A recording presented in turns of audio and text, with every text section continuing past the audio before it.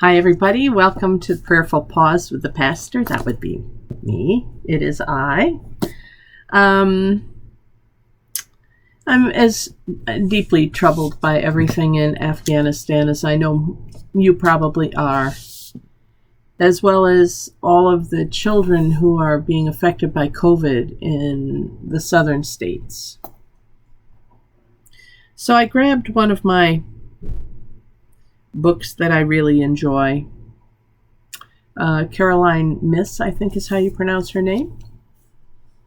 This is Intimate Conversations with the Divine, Prayer, Guidance, and Grace. And so I thought that I would leaf through this, and I came across a chapter titled Sending Grace to Those in Need. Here's what she has to say about guidance. I suspect that when we die, we will discover there is no such thing as strangers or accidents. We simply cannot comprehend the organizational structure of this system of life. It's beyond our reach and grasp. How is it that we run into people we know, whom we haven't seen in years, just seconds after thinking about them? That happens all the time to many of us. Coincidences and synchronistic encounters tell us that the weave of life is remarkably intimate. And, no pun intended, thank God that it is. We rely upon holy intimacy, far more than we consciously realize. That's the truth. We love the fact that we meet just the right people at just the right time, for example. And we are elated when, just as we receive a wondrous inspiration, we happen to encounter a company that is ripe for that exact idea. We can brush this off as luck, but luck is a word for amateurs. The weave of holy intimacy is organic divinity at work within the fabric of life. We need to use these holy threads for the higher purpose of sending grace to others in need. We have entered the era in which we are about to discover the power of the inner net, the greatest of which is our power to heal together through prayer and grace. We should strive to be grace-first responders. And then she goes on to talk, as I have been talking, and I didn't know she was into this as well, about compassion. Remember what I was saying about raising the compassion quotient of the planet. She says the grace of compassion so often gets confused with pity. Compassion is not pity. The grace of compassion expands the walls of the heart.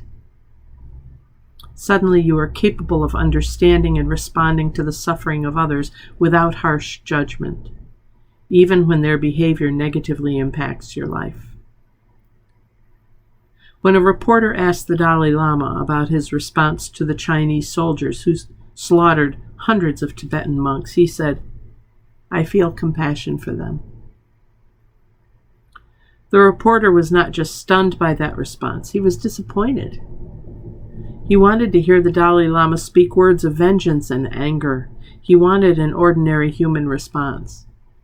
But the grace of compassion is not ordinary. It is a mystical force that defies ordinary choices and elevates us to the potential within ourselves to defeat our own dark judgments, which so easily arise in the face of what we disdain in the world. Yet we forget how easily the tables can turn. One day we may find ourselves hoping and praying that someone will look upon us with this powerful grace.